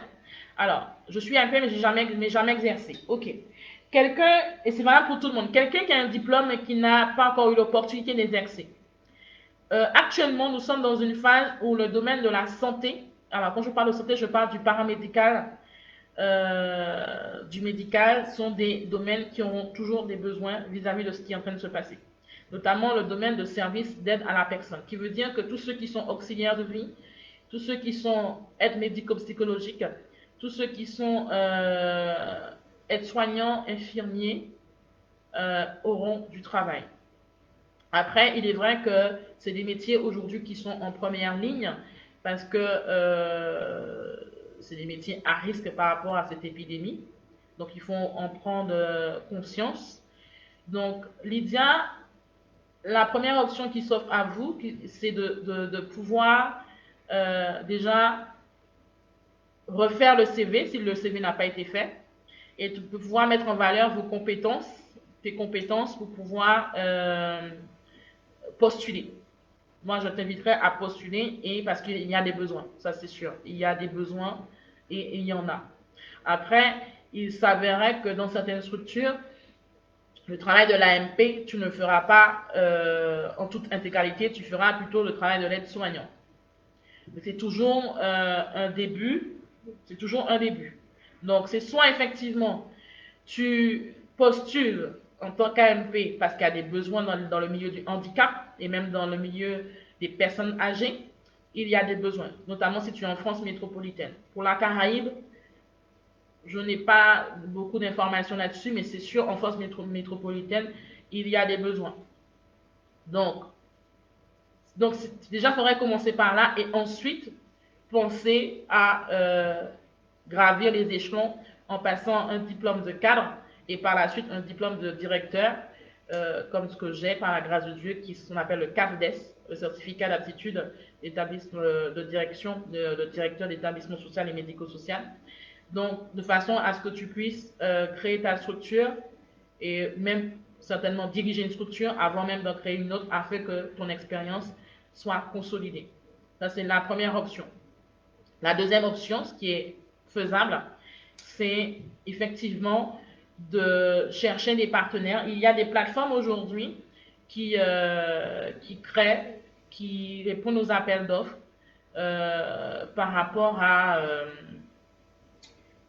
des créations de structures. Donc, tu peux regarder sur certaines plateformes qui cherchent des partenaires. Il y a des personnes, des fois, qui ne trouvent pas de partenaires, d'associés. Donc, tu peux chercher quelqu'un qui est déjà dans le domaine et qui recherche des partenaires pour pouvoir créer un accueil de jour. Mais si c'est le projet qui te tient à cœur, il faut le faire. Il faut le faire. Donc, est-ce que ma réponse est précise? Est-ce que c'est clair? Alors, Naré, j'ai du mal à garder un emploi. Y a-t-il des prières spécialement pour ça? J'ai du mal à garder un emploi. Y a-t-il des prières spécialement pour ça? Alors, Naré, je ne pourrais répondre en totalité parce que le fait que tu aies du mal à garder un emploi, la raison peut être spirituelle comme la raison peut être physique. Parce qu'effectivement, tu peux avoir du mal à garder un emploi spirituellement parce qu'il y a un obstacle dans ton parcours, il y a un obstacle sur ton chemin. Et effectivement, la prière sera différente que si c'est un problème qui a traité physiquement. Alors, j'explique. Quelqu'un peut avoir du mal à garder un emploi parce que il est sous le joug de la sorcellerie, sous le joug d'une malédiction ou sous le joug d'une hérédité familiale qui fait que ça a des conséquences sur sa vie. Donc, ce ne sera pas forcément la même prière que quelqu'un qui a du mal à garder un emploi à cause d'un problème de caractère. Parce que tu peux effectivement avoir les talents, les compétences pour un emploi, mais si tu n'as pas, si tu es quelqu'un qui a un franc-parler, ça arrive, hein, quelqu'un qui a un franc-parler ou bien qui a un trait de caractère difficile à manager en équipe, effectivement, ça peut être difficile de pouvoir garder un emploi et ça peut être même un élément je dirais, perturbateur pour l'équipe. Parce qu'il y a des personnes, des fois, ils ont tellement une force de caractère, c'est-à-dire qu'ils ont un franc-parler, ils disent tout ce qu'ils pensent, et ça peut gêner, ça peut être un élément gênant. Au point que y a des collègues, pendant que tu ne t'y attends pas, des collègues qui rient avec toi, qui pensent que qui rient avec toi, mais en fait c'est eux-mêmes qui vont faire des rapports contre toi afin qu'on ne te garde pas parce que tu as un caractère trop fort, tu parles trop, tu dis trop la vérité, ou encore tu es toujours prêt à te battre, ou encore tu es toujours en train de te plaindre, ou encore tu as un côté un peu syndicaliste. Donc, ce sont des éléments, des fois, qui ne plaisent pas forcément au manager, au cadre ou même au directeur. Parce que, en fait, tu les mets en difficulté. Donc, il faudrait que préciser. Là, je pense que c'est pas le lieu pour aller en profondeur. Mais c'est vrai qu'il faut creuser un peu plus quelle est la raison pour laquelle tu n'arrives pas à garder un emploi. Est-ce que c'est d'ordre spirituel ou est-ce que c'est d'ordre comportemental ou caractériel, de façon à pouvoir se réajuster. Je dirais même, il m'est arrivé dans ma fonction de direction de recruter des personnes qui sont d'obédience chrétienne, qui présentaient un CV qui était lamentable. Il peut arriver que quelqu'un arrive ou quelqu'un n'arrive pas à trouver le travail parce que son CV est mal fait ou bien parce qu'il y a plein de fautes d'orthographe ou parce que la personne ne sait pas se présenter. Voilà, donc il faut creuser un peu plus, Nari. Je dirais il faut vraiment creuser un peu plus. Donc, je te répondrai simplement que la source, en fonction de la source du problème, il y a une prière qui est adaptée, oui. Donc, si c'est spirituel, il y aurait une orientation par rapport à cette prière. Mais si effectivement c'est d'ordre comportemental, c'est encore une autre forme de prière. Parce que la prière qu'on fera, parce que c'est un problème spirituel, sera différente que si effectivement tu as un fort caractère et que tu as un franc-parler ou que tu n'as pas une bonne maîtrise de ta personne. Parce qu'il y a des personnes, des fois, si c'est un travail en équipe, il y a des personnes, des fois, qui sont toujours prêts à se battre, qui sont toujours prêts parce que c'est leur charisme qui est comme ça, ou bien parce qu'ils n'arrivent pas encore à se maîtriser.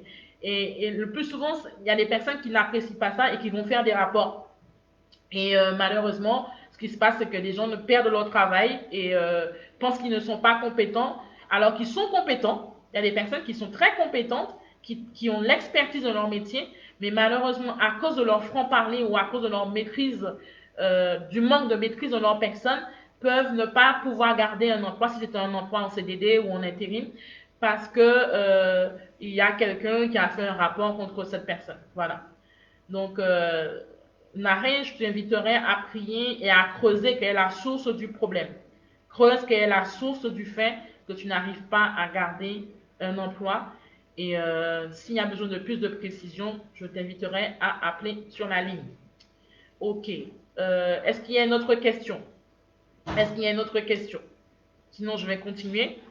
Donc, je vais continuer. L'autre partie, on parlait donc, en résumé, pour cette partie-là, il faut que tu réalises que oui, Dieu t'a ouvert les yeux afin de consolider ta relation avec lui, de pouvoir remettre en question tes fondements, les racines de ta relation avec lui, afin de pouvoir remettre tout cela en question et pouvoir consolider ta marche avec lui pendant le temps de confinement. Gloire soit à Dieu. Mais c'est un temps aussi, comme je disais en résumé, où Dieu veut que nous puissions mettre à profit nos talents et nos compétences afin de ne pas dépendre d'un système gouvernemental, ne pas dépendre d'un système de retraite, parce que dans nos mains ou dans nos maisons, nous avons le moyen d'augmenter notre pouvoir d'achat. Et je disais donc que beaucoup se plaignent et se lamentent alors qu'ils ont plein de compétences. Cela ne sert à rien d'être enflé de connaissances et ne pas pouvoir exploiter les connaissances que tu as. Cela ne sert à rien d'être enflé de compétences parce que exploiter ce que tu as en tant que don, talent, compétence, même si c'est une prestation payante, tu es en train d'aider quelqu'un. Et tu es en train d'aider une personne. Et tu es en train de donner ton expertise. Donc, il faut que nous puissions réaliser que Dieu a mis en nous, pas forcément un talent, mais il a mis en nous plusieurs sources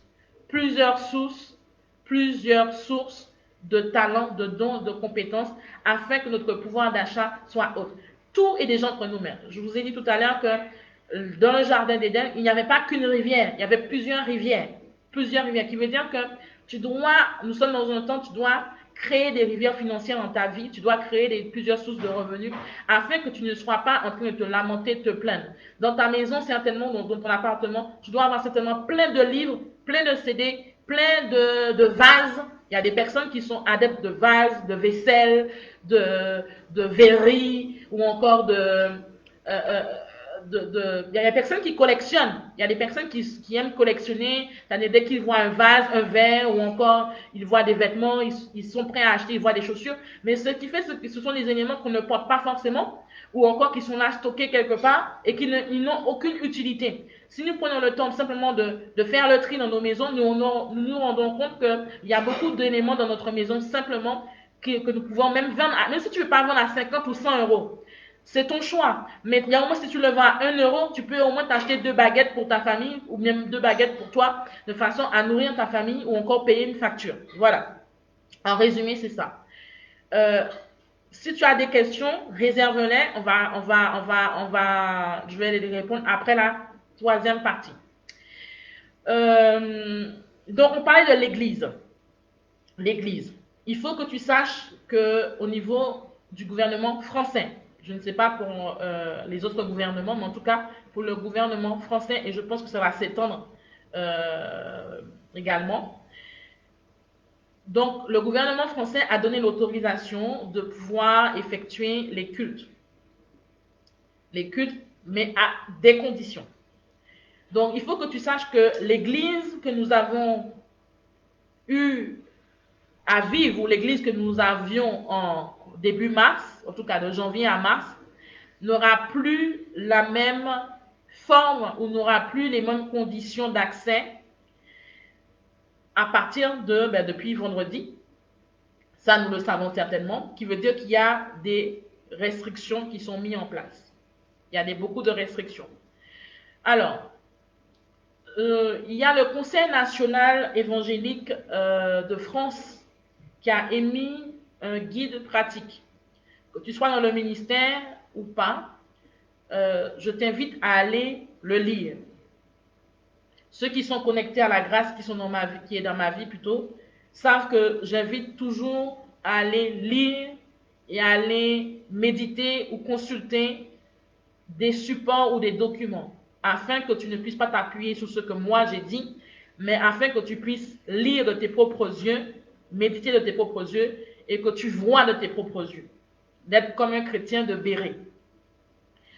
J'ai consulté de façon rapide, je dirais, parce que je n'ai pas pris le temps de tout lire, parce qu'il y a 30 pages, le guide pratique émis par le Conseil national évangélique de France, qui est un guide pratique pour ceux qui sont responsables d'assemblées, responsables de culte ou responsables d'associations cultuelles.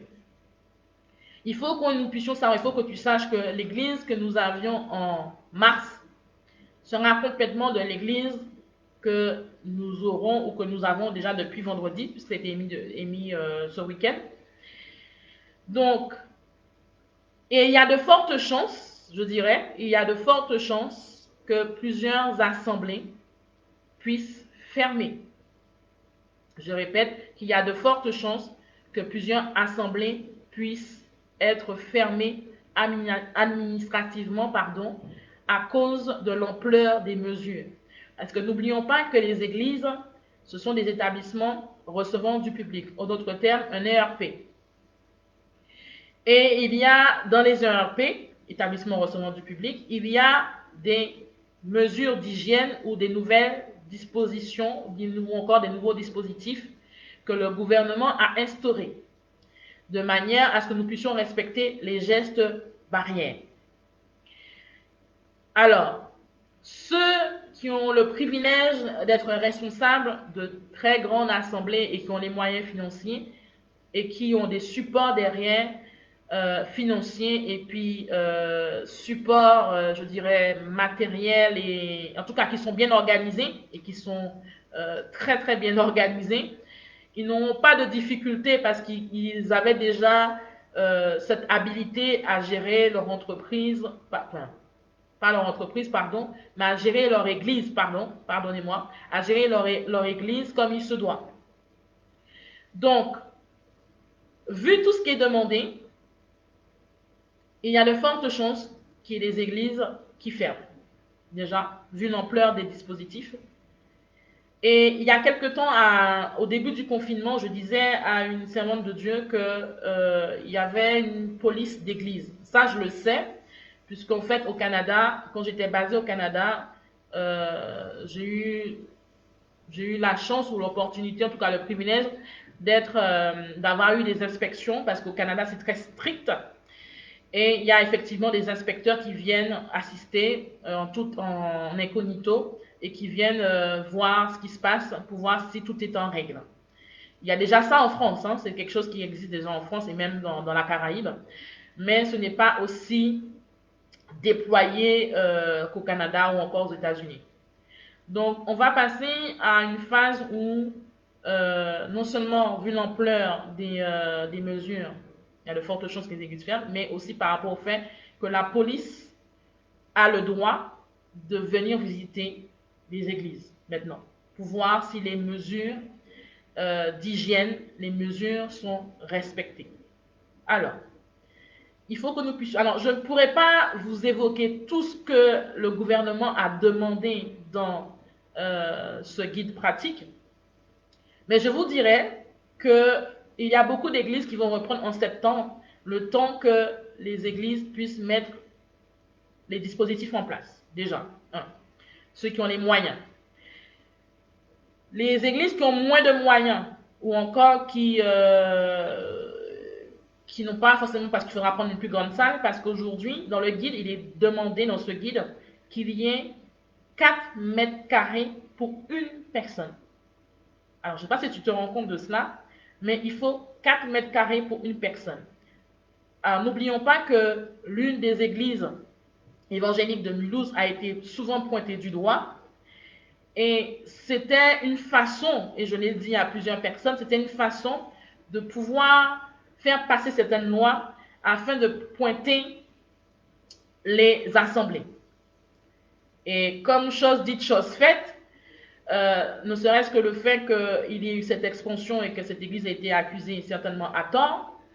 Donc, l'État aujourd'hui demande 4 mètres carrés pour une personne. C'est 4 mètres carrés, c'est 2 mètres fois 2 mètres. Et il y a des restrictions au niveau de la chaire, il y a des restrictions au niveau, je ne vais pas rentrer dans les détails, mais je vous invite à aller lire le guide pratique afin de comprendre.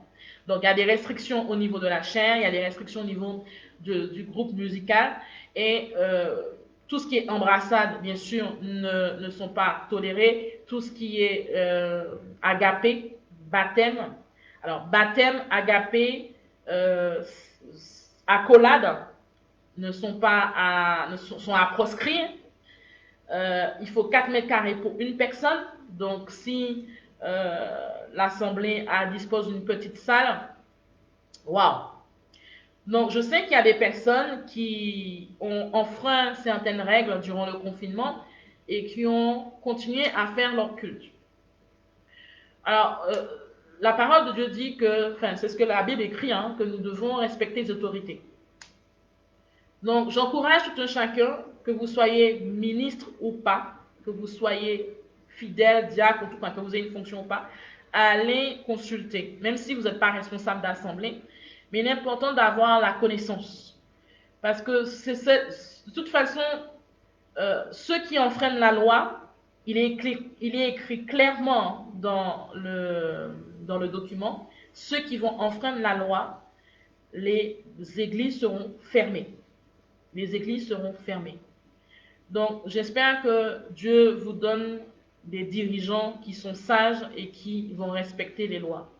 Donc, vu l'ampleur des mesures demandées et vu que certaines assemblées ne sont pas forcément fortes financièrement, il y aura des assemblées qui vont fermer.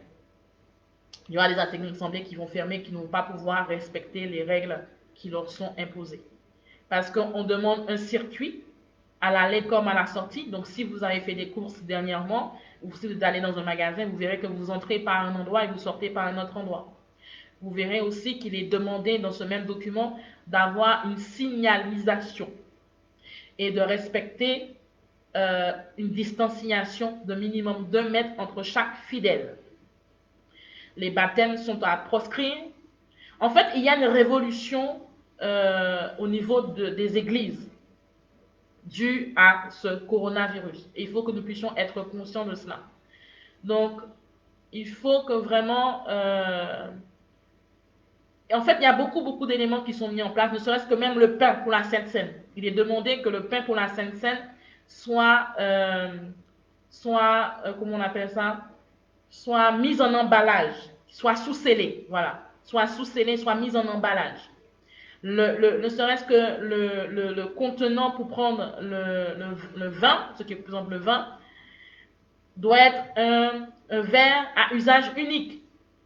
Donc il y a beaucoup de dispositifs que le gouvernement français a demandé à mettre en place. Donc, qui veut dire quoi? Comme je disais tout à l'heure, il est important que nous puissions avoir la lecture prophétique de ce qui se passe. Il y a quelques temps de cela, je dirais il y a 1 an à 2 ans de cela, je sentais dans mon cœur qu'il fallait maximiser sur le virtuel. Bon, il y a des personnes dans d'autres régions qui avaient déjà compris cela et qui, au contraire, pendant le temps de confinement, ces hommes de Dieu, ces femmes de Dieu ont non seulement maximisé, mais ils se sont réadaptés. Donc, d'où vient encore la capacité d'adaptation, la forte capacité d'adaptation? Donc, il veut dire quoi? Aujourd'hui, qu'il y a beaucoup d'églises, non seulement qui vont fermer, ou peut-être qui n'auront plus de suite, ou encore il y a d'autres églises et ministères qui vont s'adapter et qui vont faciliter le fait d'adorer et d'honorer Dieu et de prêcher la parole par le virtuel. Donc, le virtuel va prendre beaucoup de place. Voilà, le virtuel va prendre beaucoup de place. Donc, attendons-nous à cela parce que, vu les mesures demandées et imposées, il faut vraiment avoir les moyens financiers. Parce que l'établissement recevant du public veut dire qu'il faut dépenser pour la signalétique, tout ce qui est signalisation. Il faut dépenser pour pouvoir mettre à disposition des masques. Parce que le masque, dans le guide qui a été fait dans le décret, le masque est obligatoire pendant le culte. Le masque est obligatoire pendant le culte.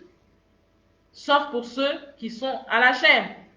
Et même l'orateur, il y a une distance, je crois, de 3 mètres, si je me rappelle bien, de 3 mètres par rapport au groupe musical. Donc, qui veut dire que soit il faut créer un hôtel beaucoup plus grand, soit il faut changer de salle, mais en tout cas, il y a d'autres mesures qui doivent être prises en compte.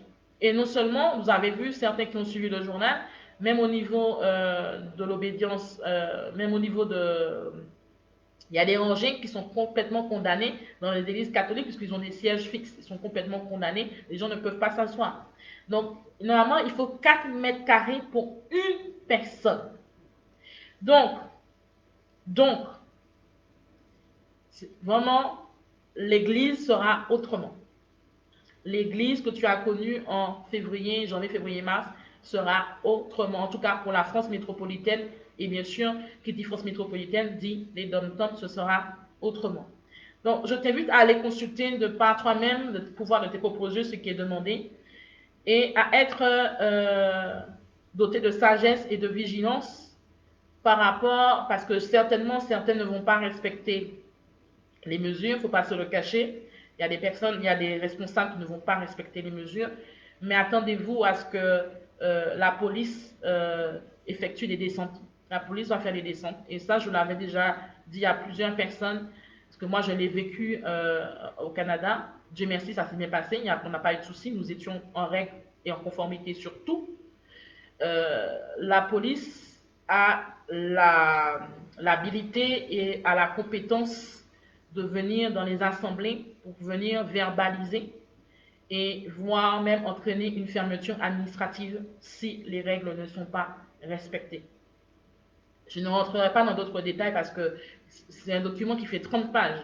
La distance, le circuit, la signalisation pour le parking, enfin, waouh, c'est un grand travail qu'il faut une équipe de travail, un groupe de travail pour mettre tout ce genre de choses en place.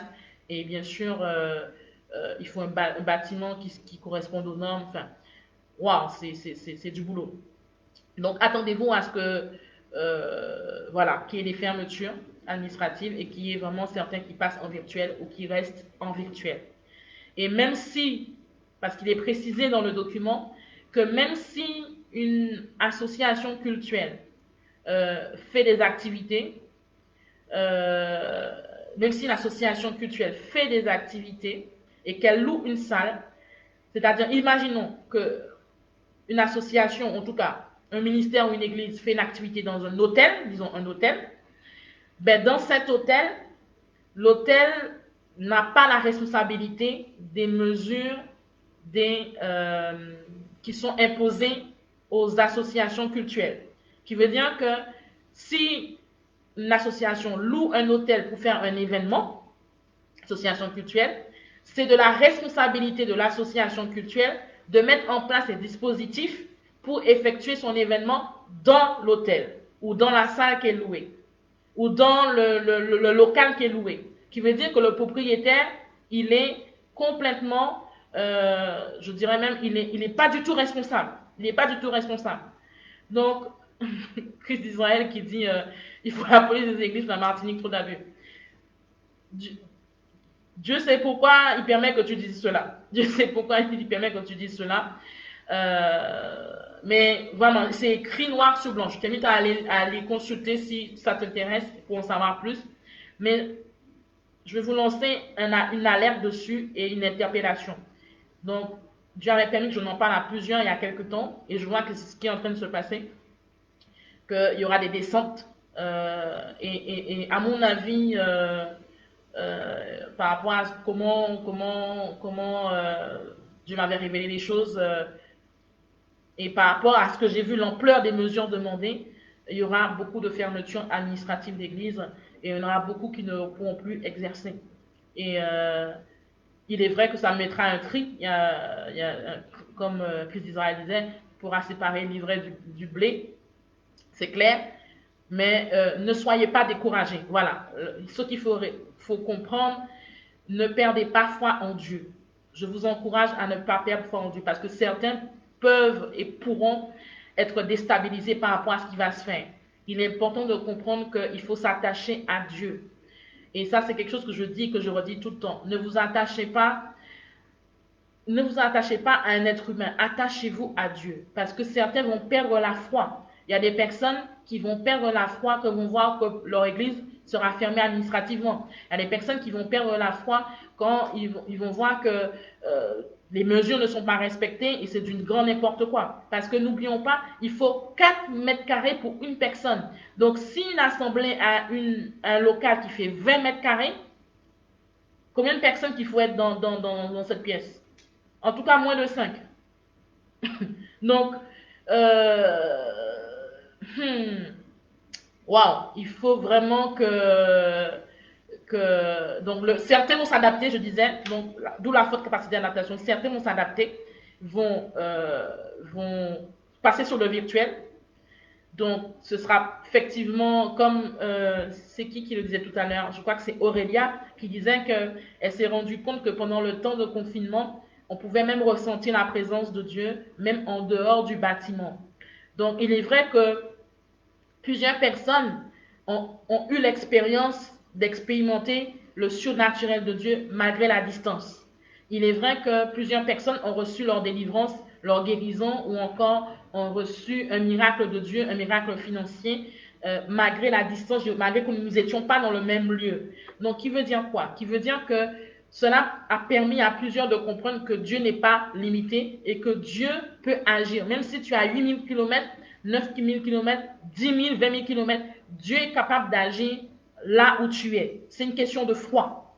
Et nous sommes dans un temps où ta foi doit être consolidée. Je t'encourage et je t'invite personnellement et officiellement à ce que ta foi soit consolidée. Parce que dans les temps actuels, beaucoup vont perdre la foi. Et il n'y a pas que ça. On a parlé des mesures. J'ai fait un bref résumé, mais je vous invite à les lire de par vous-même. Pendant ce temps-là, ce temps-là qui est en train d'arriver, c'est déjà en train de s'accroître, la Bible nous dit qu'il y aura un temps de séduction qui sera très élevé. Qui veut dire quoi? Il veut dire qu'il y aura une croissance exponentielle de faux prophètes, de faux serviteurs. Et il est important que tu réalises et que tu prennes conscience de cela et que ce soit gravé dans ta tête. Il faut que tu réalises que euh, tout ce que Dieu a créé, l'ennemi a imité Dieu. Ça veut dire que là où il y a des vrais serviteurs de Dieu, il y a aussi des faux serviteurs, mais qui servent le diable. La dernière fois qu'on a prié, Dieu m'a conduit à prier pour une personne qui était oppressée. Et il y a plusieurs, il y a Sassa, il y a, je crois, Yolande, qui confirmaient cela, qui disaient qu'elles avaient vécu plutôt le fait d'être sous la domination d'un mercenaire. Il faut comprendre qu'il y a le faux, qui veut dire qu'il y a des personnes qui prennent le ministère ou l'église comme un business et qui ne vivent que de ça. Et le plus souvent, ce sont des profils qui refusent d'aller travailler, qui veulent vivre sur le dos des autres. Je ne vais pas m'étendre là-dessus, mais Dieu permettra que je puisse faire un enseignement afin que tout le monde soit éclairé.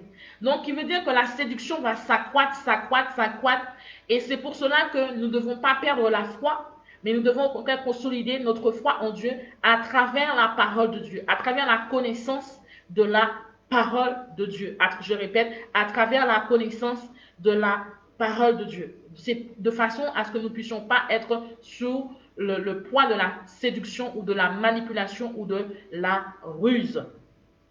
Donc, dans ces temps-là, il y a certains qui vont perdre la foi parce que certainement leur église ne pourra plus fonctionner parce qu'on n'aura pas forcément les moyens financiers ou encore parce que dites-moi bien que si, pas si, parce que c'est déjà mis en place, dites-moi bien que le fait que la police a maintenant, en tout cas c'est ouvert, je veux dire, parce que je le savais déjà parce que je suis dans le milieu et puis je l'ai vécu aussi. Le fait que maintenant ce sera dit au grand jour, voilà, maintenant que ce sera dit au grand jour, il faut que nous puissions réaliser que de toute façon, parmi tout ce lot, il y aura des personnes qui ne vont pas respecter. Il y aura des personnes qui ne voudront pas, des responsables qui ne voudront pas changer de salle. Parce qu'ils n'ont pas les moyens peut-être, ou parce que c'est trop coûteux, ou parce que le dispositif est trop lourd à mettre en place. Donc, il y a des personnes qui risquent de perdre la foi parce que, à cause d'une fermeture administrative, à cause de tout ce qui est en train de se passer. Et n'oublions pas que la police aussi aura certainement le droit d'aller en profondeur dans les coulisses de l'Assemblée. Donc, ceux qui sont, et c'est un avertissement que Dieu donne, si tu es connecté aujourd'hui et que tu es responsable d'assemblée ou responsable culturel et que tu n'es pas en règle, va mettre ton association en règle. Parce que le plus souvent, certains se mettent en association mais ne connaissent pas les règles. Est-ce que vous savez que l'État a le droit de demander par exemple, les décrets, enfin, tout ce qui concerne l'association, depuis l'ouverture jusqu'à aujourd'hui. Qui veut dire que si ça fait 10 ans qu'une association existe, s'il n'y a jamais, en tout cas, association déclarée cultuelle, s'il n'y a jamais eu de livre de comptabilité, l'État peut te demander un livre de comptabilité sur 20 ans. En tout cas, depuis l'existence de la création de l'association. OK. Donc, c'est un moment vraiment que nous devons réaliser qu'il faut se réajuster s'il y a besoin. Et dans le cas contraire, il faut que nous puissions réaliser qu'il y a des événements qui vont se passer. Et il faut que nous puissions comprendre qu'il ne faut pas que nous puissions perdre la foi. Et je t'encourage à ne pas perdre la foi quand tu vas entendre des choses. Je t'encourage à ne pas perdre la foi quand tu verras une église se fermer. Je t'encourage à ne pas perdre la foi. Pourquoi? Parce que quand les églises vont se fermer, il faut comprendre que l'islam va prendre la place. Pourquoi? Parce que l'islam, la force de ceux qui sont musulmans, leur force, c'est que non seulement ils arrivent à bien gérer, ils ont une bonne organisation, mais ils sont en règle au niveau administratif. D'où ils ont des superbes bâtiments. Ils ont des bâtiments avec les meilleurs matériaux et de gigantesques bâtiments. C'est ça l'une de leurs forces. Ils sont organisés. Ils sont organisés. Il y a des églises de méga church, comme on peut dire, qui ont pignon sur eux, qui sont très bien organisées. Et je bénis Dieu pour eux. Parce qu'ils ont su, ils ont compris, ils ont une équipe qui travaille avec eux. Et c'est waouh. Ils ont compris comment il fallait faire. Et ils sont entourés des bonnes personnes. Ils ont les bonnes associations pour pouvoir exercer dans dans, dans, dans, dans, euh, dans ce processus. Alléluia.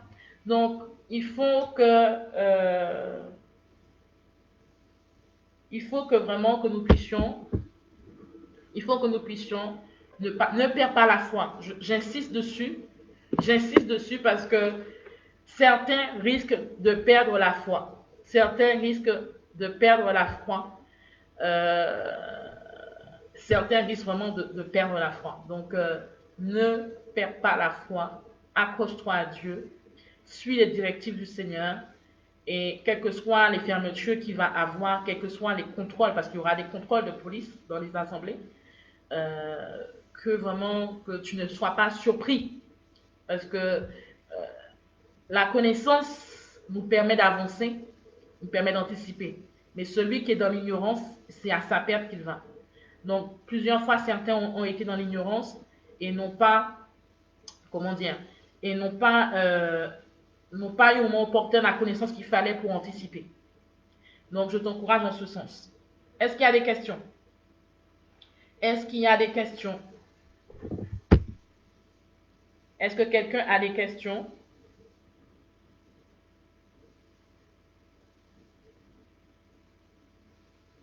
Est-ce que quelqu'un a des questions? Quelqu'un a-t-il des questions?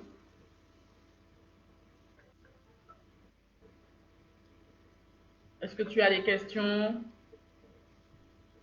Donc, on a vu tous les éléments, on a vu les domaines qui sont porteurs d'une entreprise. Si tu es salarié et que tu veux avoir d'autres revenus par rapport à ce que vraiment l'interpellation que nous avons eue, fais-le. Si effectivement il y a des questions, personnes qui ont posé des questions, j'ai répondu. Est-ce que d'autres personnes ont des questions par rapport à cette dernière partie ou une autre partie avant que nous puissions clôturer, avant que nous puissions prier pour la fin et clôturer?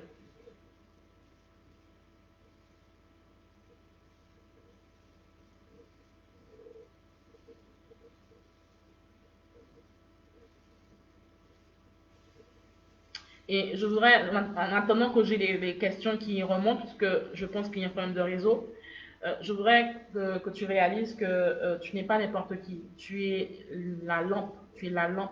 Dieu t'a établi en tant que lampe afin de briller dans les ténèbres. Dieu t'a établi en tant que sel de la terre afin que tu puisses apporter de la saveur. Qui veut dire que quel que soit le domaine que tu évolues, quel que soit là où tu dois être positionné dans le monde séculier, dans le monde professionnel, que tu es là pour pouvoir être un exemplaire, d'être un ambassadeur de Dieu, pas seulement entre les quatre murs de l'église, mais partout là où tu es. Donc vraiment, je t'encourage vraiment à, à ne pas abandonner, à ne pas être découragé, mais à consolider ta foi. Si Dieu a permis que nous puissions prier cette quarantaine de jours, ce n'est pas en vain, parce qu'il y a beaucoup, beaucoup de choses qui vont se passer. Il y a beaucoup de décrets, beaucoup de lois qui ont été votées. Et malheureusement, et c'est ce que je déplore, c'est que en tant que fils et filles de Dieu, nous ne cherchons pas à avoir la connaissance de ce qui se passe au niveau politique, au niveau du gouvernement. Alors qu'il y a beaucoup, beaucoup de choses qui sont en train de se passer. Donc, en tout cas, je t'encourage vraiment. Je t'encourage vraiment parce que avec ces nouveaux décrets, ça ne va pas être évident pour la plupart, mais celui qui est vraiment attaché à Dieu et qui met sa confiance en Dieu, Dieu lui fera grâce, Dieu ouvrira les portes, Dieu agira d'une manière ou d'une autre. Mais je voudrais vraiment que tu puisses être interpellé et prendre conscience que le virtuel va être beaucoup plus présent qu'avant. Les églises en virtuel, même le business en virtuel, c'est comme tout à l'heure on disait que d'innover. Par exemple, quelqu'un qui vend des fruits et des légumes aujourd'hui, il faut qu'il pense en fonction de là où il réside, bien sûr, il faut qu'il pense à utiliser les réseaux sociaux. Il faut qu'il pense à utiliser les réseaux sociaux, il faut qu'il pense à se mettre en virtuel, à digitaliser son entreprise. Parce que ça lui permet d'avoir d'autres ouvertures, ça lui permet d'avoir un autre type de clientèle. Donc le virtuel sera très très présent, très présent. Que ce soit pour les églises, mais que ce soit aussi pour les entreprises. Et vous verrez que le télétravail aussi, beaucoup d'entreprises, vous savez, beaucoup d'entreprises qui ont déjà licencié du monde, vont réfléchir comment faire pour pouvoir garder certaines personnes en télétravail. Parce que, ce sera mieux pour eux financièrement et même au niveau des locaux. Il y a des entreprises aujourd'hui qui n'ont pas de locaux et qui ont préféré ôter les charges du locatif en immobilier pour pouvoir maximiser leur employé en télétravail. Qui veut dire quoi? Aujourd'hui, il y a des entreprises en France qui ont du personnel, qui sont basés soit à Dubaï, qui sont basés soit en Iran ou qui sont basés aux États-Unis, au Brésil, en fait, qui sont un peu partout dans le monde.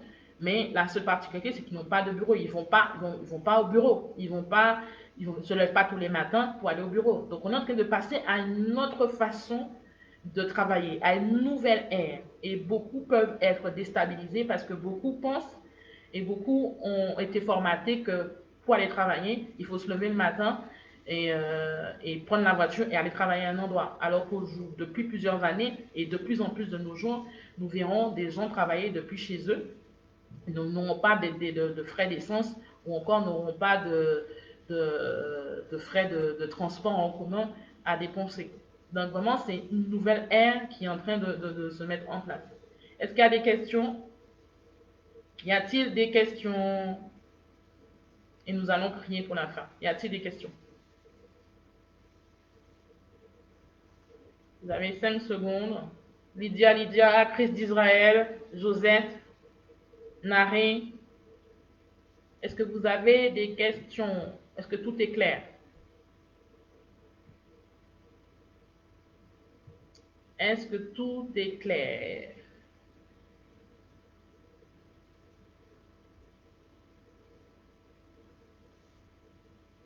J'attends 3 minutes et puis après on va clôturer, on va prier. On va prier parce qu'il est important que nous puissions comprendre et s'adapter.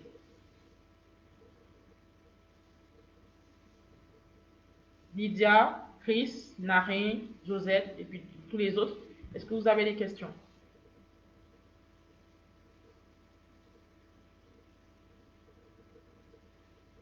Ok, nous allons prier.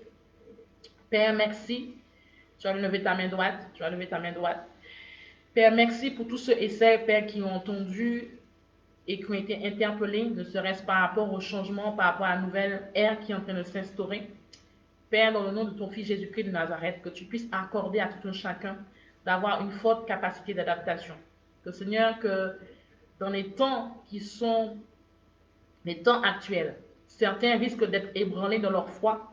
Certains risquent, Seigneur, voire même d'abandonner la foi par rapport à ce qu'ils vont voir et entendre. Le Seigneur, permet que chacun soit fortifié dans le nom de ton Fils Jésus-Christ de Nazareth. Permet que chacun ait une foi consolidée. Permet que chacun puisse s'accrocher, non pas à un homme ou à un bâtiment ou à une femme, mais puisse s'accrocher à toi et à toi seul. Que Saint-Esprit de Dieu, tu puisses agir dans notre vie. Tu puisses agir, Père. Tu puisses agir. Tu puisses agir dans le nom de Jésus-Christ de Nazareth, afin que, Seigneur, que chacun s'accroche à toi. Père, nous prions dans le nom de Jésus-Christ de Nazareth que dans ces temps-ci, que nous puissions être forts en toi et que, Père, que tu puisses nous permettre d'être libres financièrement. Montre-nous, parle-nous, interpelle-nous, révèle en nous les talents, les dons, révèle en nous, Seigneur, tout ce qui pourrait être, Seigneur, sujet à exploiter, talent à exploiter, afin que nous ne puissions pas dépendre de système. Seigneur, merci parce que tu es notre pourvoyeur. Agis dans nos vies afin que ton nom seul soit glorifié dans le nom de Jésus. Amen. Amen, amen, amen. Que le Seigneur vous bénisse, que le Seigneur vous bénisse, que vraiment que sa grâce repose sur vous. Et je prie que ceux qui avaient des questions, que les questions ont été répondues, les interrogations ont été répondues, et que vraiment que Dieu vous donne de croître et de vous concentrer et d'être forgé et enraciné en lui, quels que soient les vents et marées. Que vous puissiez multiplier vos sources, vos différentes sources de revenus, que Dieu vous donne un pouvoir d'achat plus élevé avec beaucoup d'intelligence pour que vous puissiez avoir l'intelligence financière, mais que surtout que Dieu vous donne d'être la réponse à un besoin. Parce que sache que tu es la réponse à un besoin. Sache que tu es la réponse à un besoin dans le nom de Jésus-Christ de Nazareth. Vraiment, que le Seigneur te bénisse et que sa grâce repose sur ta vie. Et on se donne rendez-vous. Elle se donne rendez-vous de lundi à samedi en audio. Nous sommes en 40 jours. Et